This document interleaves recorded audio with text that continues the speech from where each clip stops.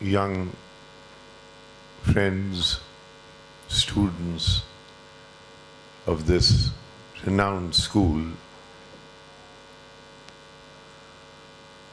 faculty, principal who said such wonderful things about me, the lady,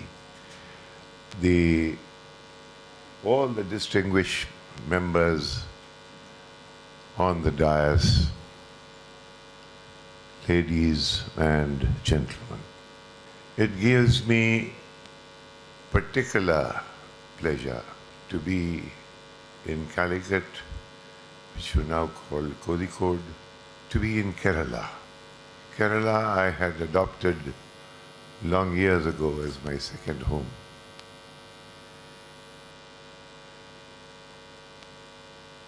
I was editor of the Indian Express in the south, with headquarters in Chennai on Mount Road. And Kerala was part of my parish,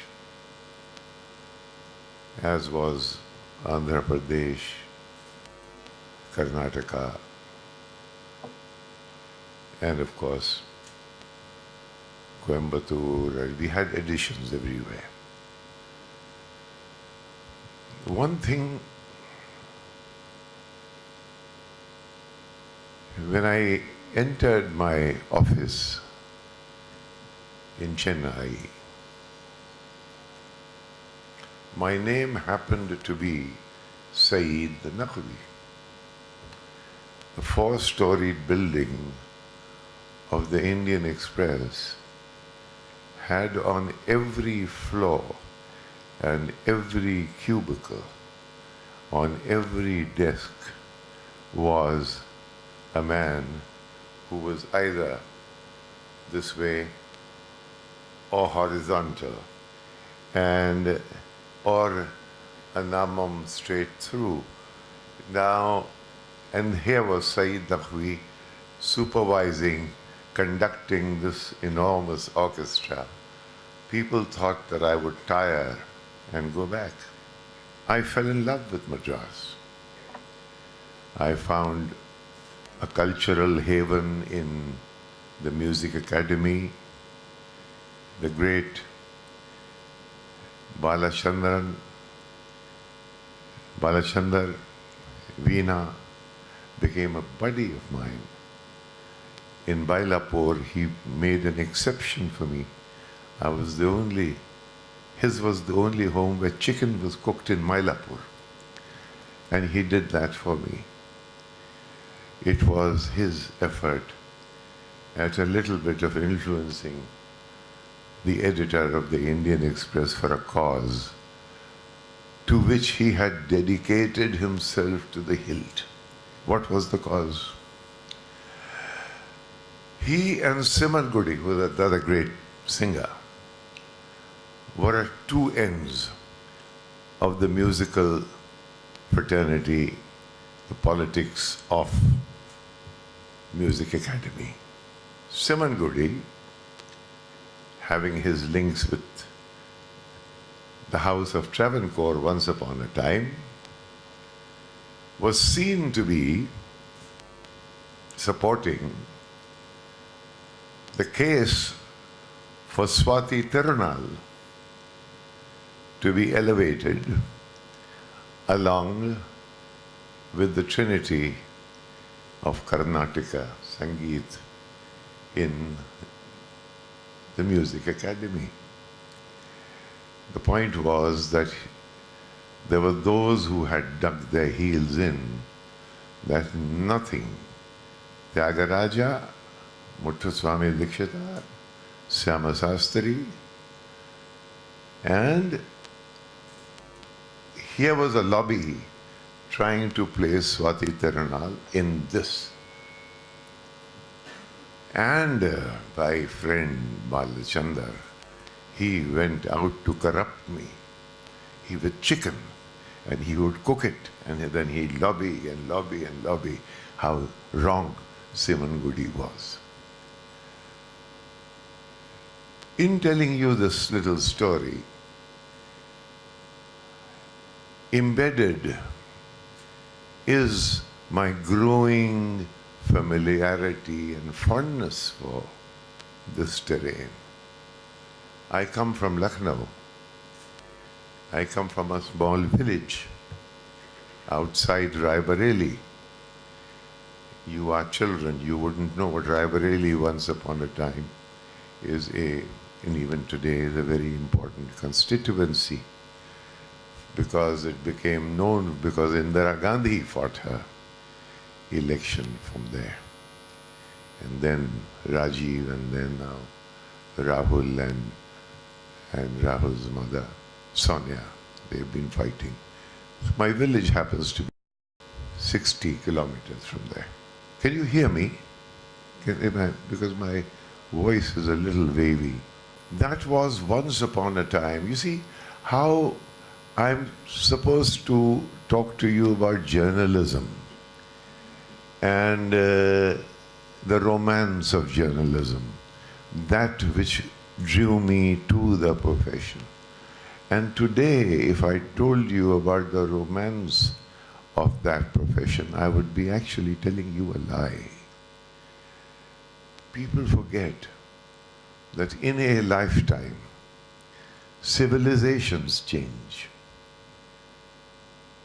A lifetime can be enough for tectonic shifts. Most people don't realize that actually, if you consider the life, the birth and death of Winston Churchill in 1965 and his birth at Blenheim in 1870 something, that is exactly the period of the British Empire.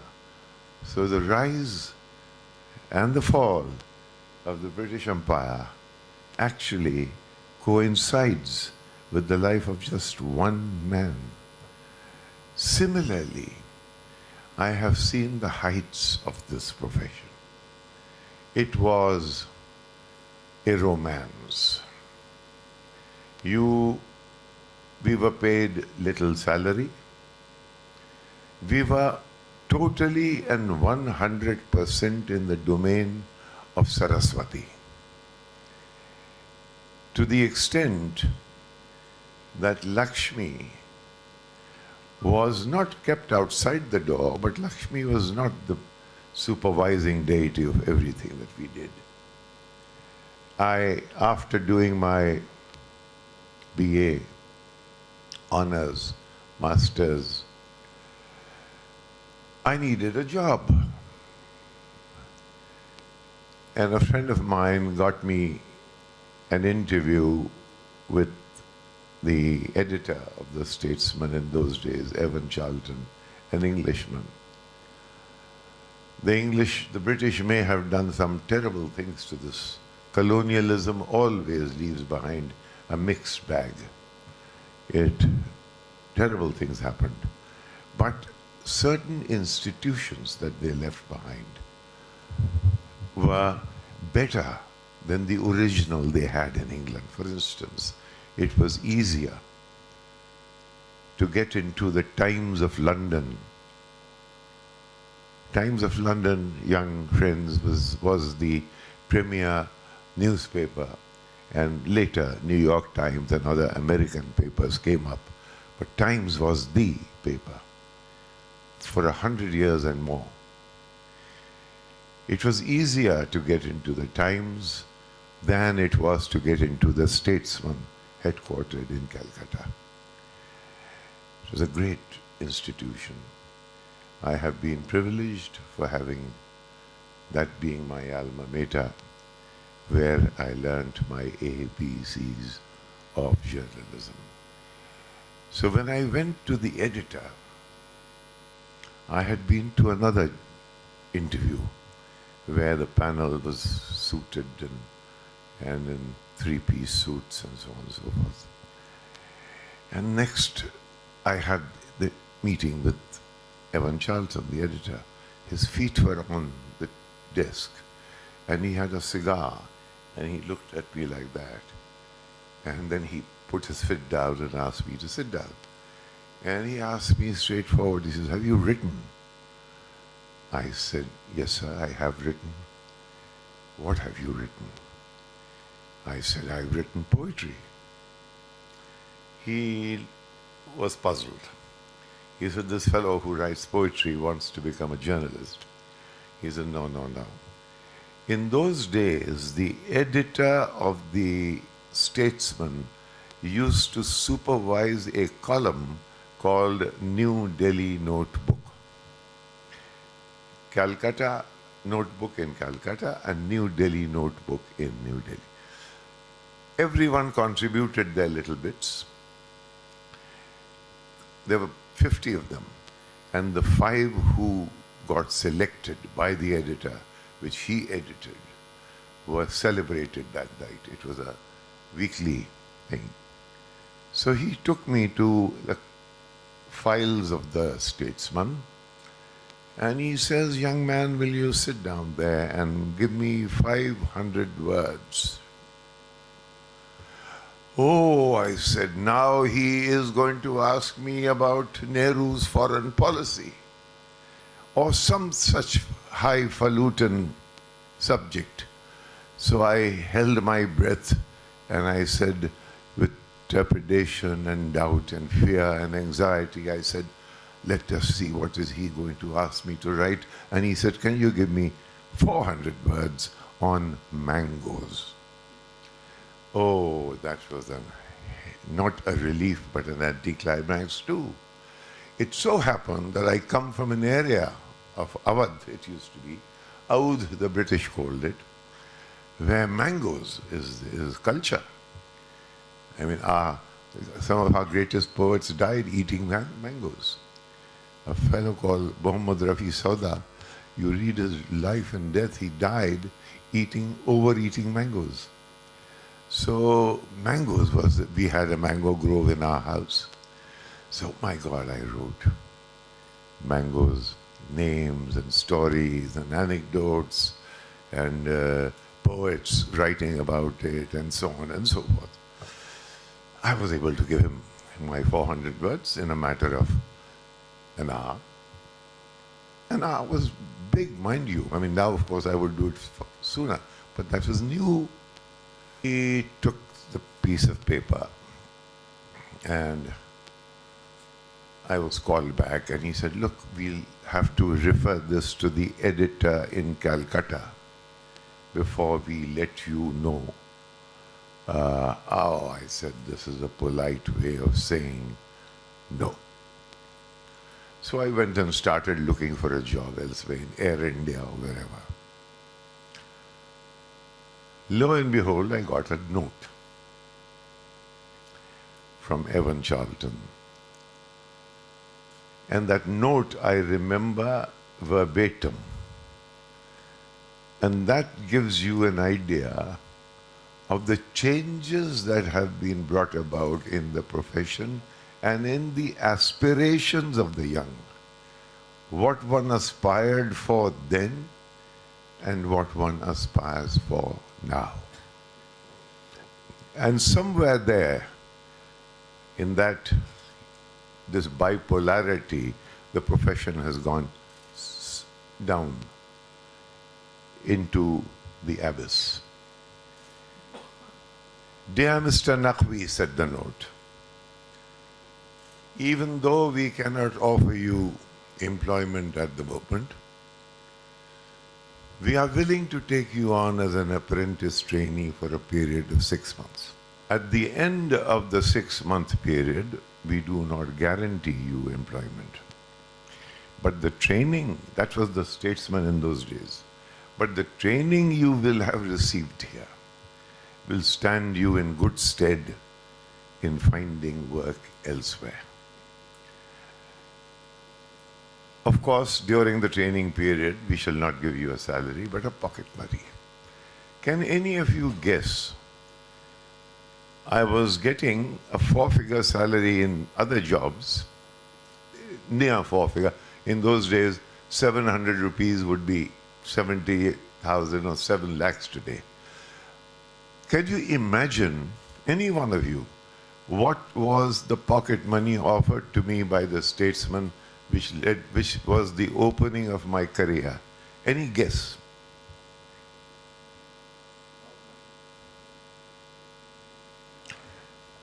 ₹300. We shall give you a pocket money of ₹300 a month. I folded that document and I went to my colleague in the Hindustan Times. I said, look, we shall starve, ₹300. He said, you're a fool. You're on to the best newspaper job in the world.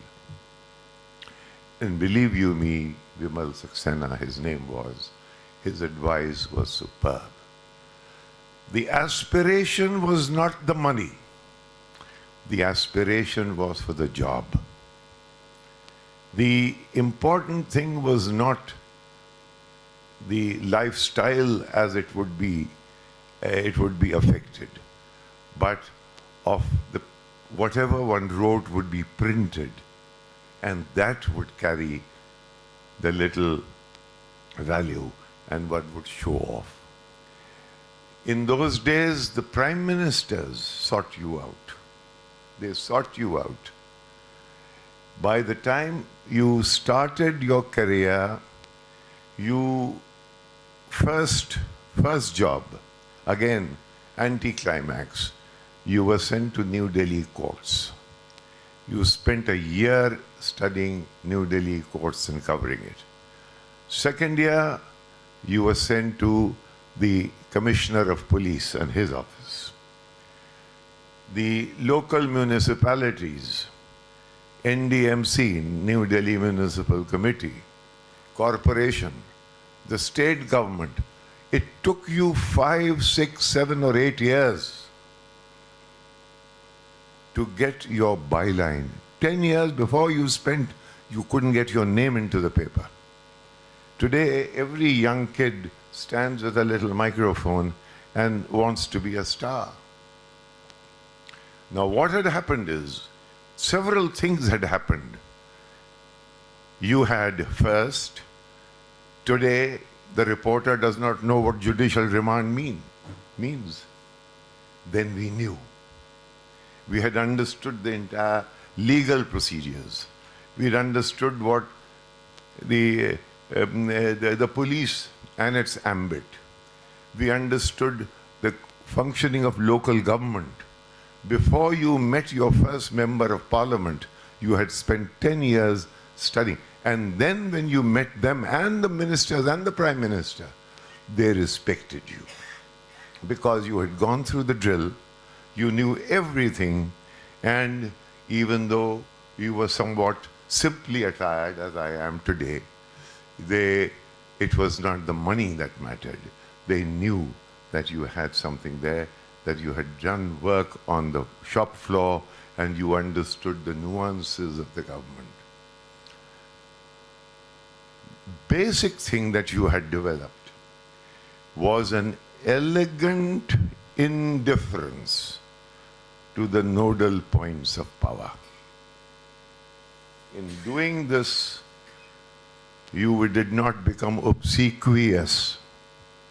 You did not fawn before authority. You did not do the shashtang before someone in power. That was only for the gods.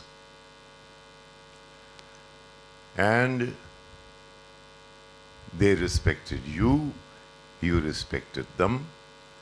It did not, monetary considerations were not of importance. There were this business of corruption in journalism. This came and aggravated with neoliberal economic policies.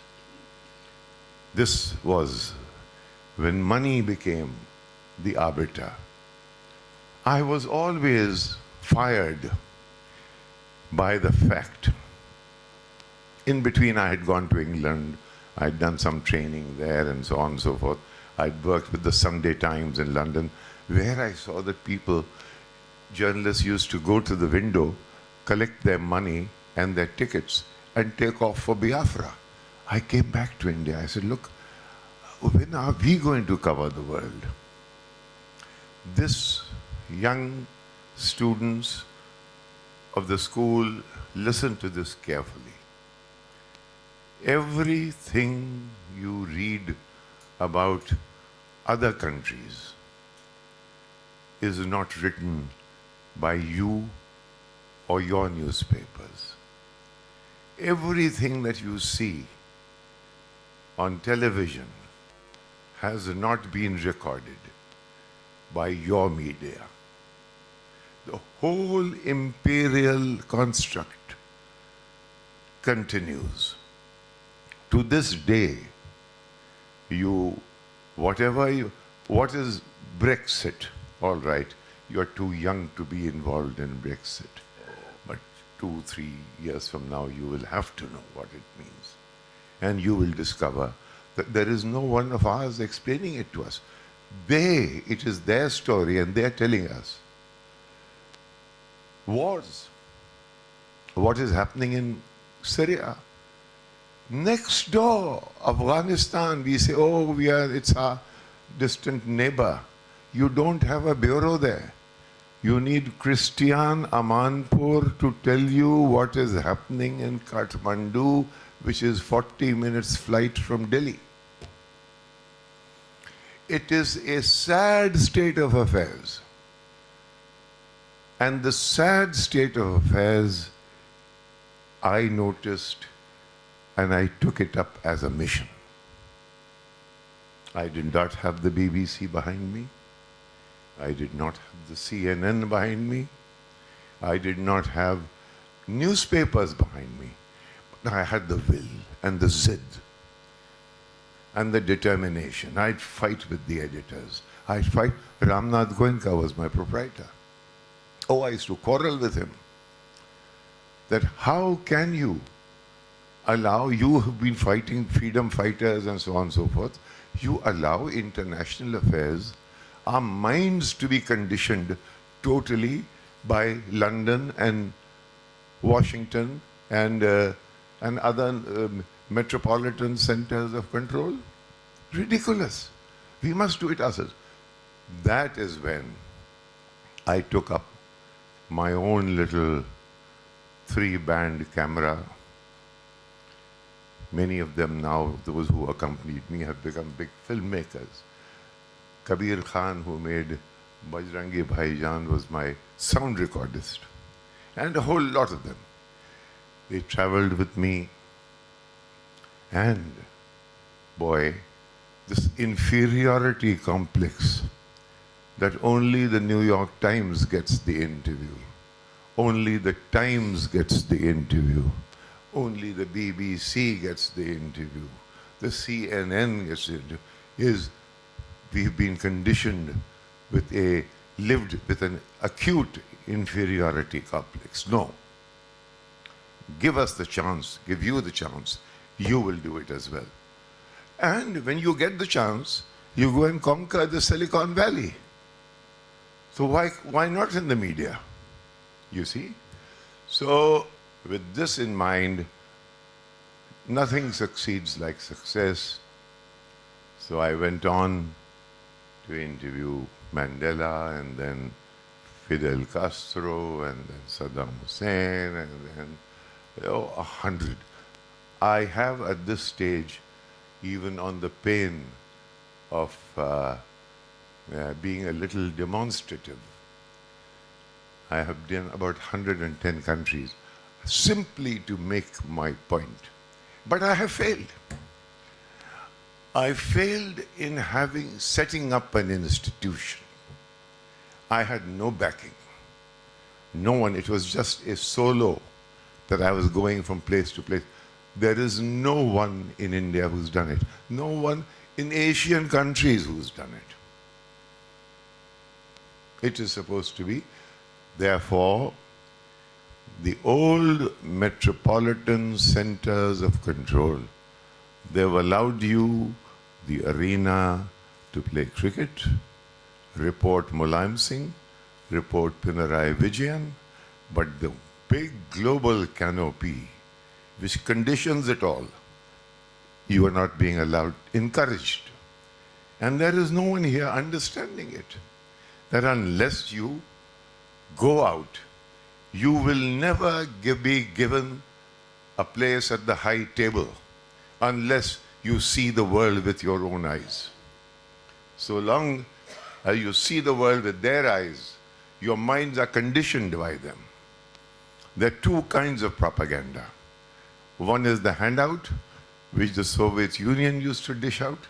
The other was the liberal, more sophisticated propaganda, which pretended to be even-handed, but always had enemies that were being targeted. We should have played the role in acquainting the world with the real story of the day, the real stories of the day. We don't know what's happening in Afghanistan. We don't even know what's happening in the only Hindu kingdom next door in Nepal. You don't have journalists. One Gimre for Times of India, that's it. So, my young friends, the world is changing. As I told you, civilization changes in one lifetime. People don't realize it. I gave you the example of Winston. Google, see his beginning, see his death, and see the beginning of the British Empire and its end. Exactly one lifetime. So this cycle that I have seen, which has been one of huge success and profound disappointments. Disappointments because I was not able to convert into an institution. The system was not sensitive enough to this. Solo star, one swallow does not a summer make. I have had a terrific innings as a journalist. Wonderful. Everything that within this country, outside the country, that a reporter and a journalist could aspire for has been. That is why this prejudice business, this victimhood, this minority, majority, is also, if you have the will, you will do it. It doesn't work. If you do not have the will, you will blame it on the systemic opposition to you. One can carry on and on and on. The world is changing. The world which I set out to understand and comprehend has taken another turn altogether. Democracy, free enterprise, socialism, everything is up for grabs. People are wondering what these terms mean. In the absence of any term, they're inventing terms like they call it this new wave, which is neither left nor right, but something in the middle. They call it populism. Unless you are either with me or you are with my opposition. What is this populism? And people are tired of the two-party democratic system where the leaders have let them down. They're looking for something new. You are at the cusp of that change. And that change will require the media. And it require the media that you control totally. There is just one little thing. There is a concept of freedom of the press. Press should be free. Now, if you've seen a snake charmer, he opens the basket, and the snake comes out. He shuts the basket, and the snake goes back. So he who calls the tuned, He who pays the piper calls the tune.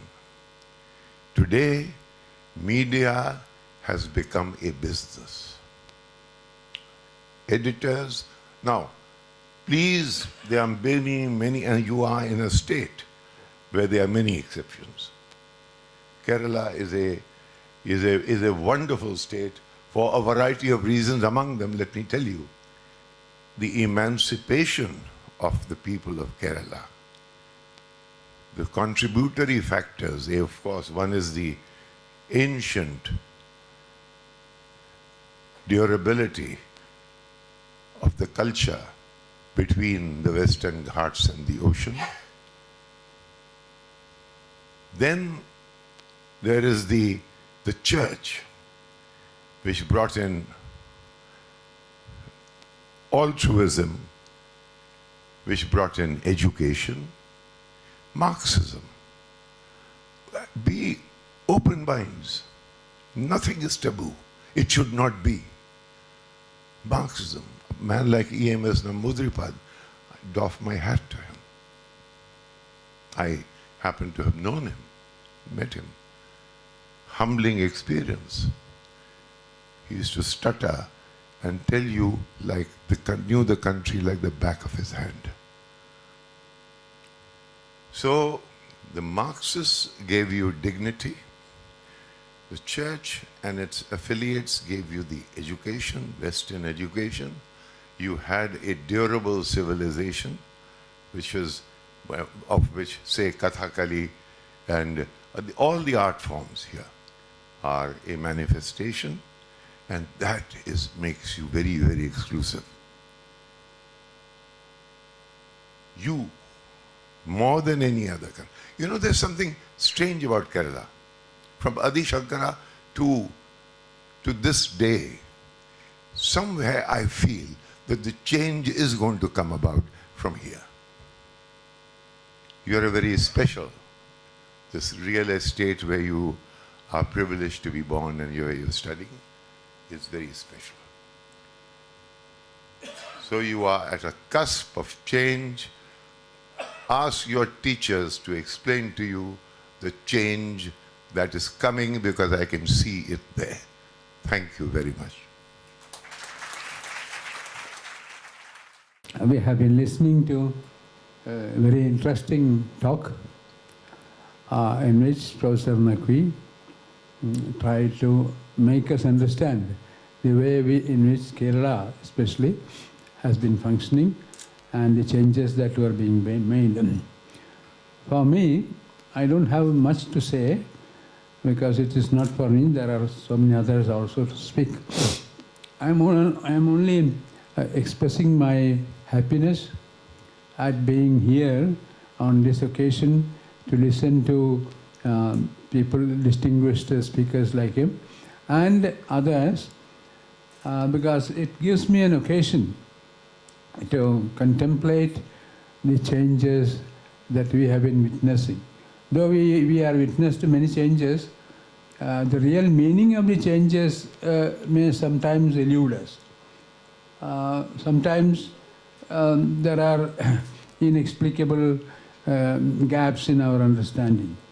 But we have to be all the time trying to understand, to catch up with the times and to understand the very fast changes which we are witnessing in our world today, especially in Kerala, with different parties contesting for power and changing their roles either in the opposition or in the government, like that. So I don't have much more to say except that we have to be very vigilant about these changes, and we have to be understanding in which direction we are progressing. Kerala has been special in certain ways, but also part of the Indian subcontinent. Speciality because we had the mountains on one side and the sea on the other, and the commonality because we are part of South India. So, as a small state with different groups of people, different races, and different languages, even, it has been a special kind of experience to be in Kerala, and I hope that this function of today will make us understand more meaningfully the changes that are going on around us. Thank you. It had been a wonderful experience listening to Mr. Saeed Nagvi, who had been dwelling not only on his experience as an individual, he had been touching on almost every aspect of the very complex life of India after independence, and he had been telling about the way people had been responding to things and how journalists had played, the media men had played a certain role in shaping the views of the people, and he had been lamenting the lack of facilities we have for understanding the world as such, because we don't travel on to those centers where things are being shaped. It's a very wonderful point that he had made. As you know, Mr. Nagvi had been variously described, and one description that had suited him most had been the quintessential reporter. That's how he had been described, variously in the Indian press and in the foreign press. When I was abroad, I had occasion to read some of the articles of his which had come in the foreign editions of papers and foreign papers as such. And I had developed a great admiration for his style. He is very straight, very stinging at times, and he is very plain and lucid in his expression. As a student, as a teacher of literature, as a lover of English language, I had always admired the kind of clarity of his expression and the purity of his thoughts. As you know, he had a very checkered career, a very troublesome career, as he has been explaining to you. But every time when he takes a step, he has determined that he will move forward. He will not go backward. I would like very much to know what he thinks about the pillars of secularism which are curing today in India, which are shaking today in India.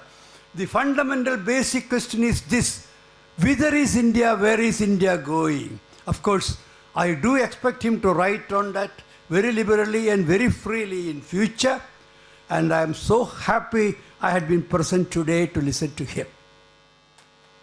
I've been especially reading his interviews with the dignitaries of the world, Saddam Hussein, Fidel Castro, and others.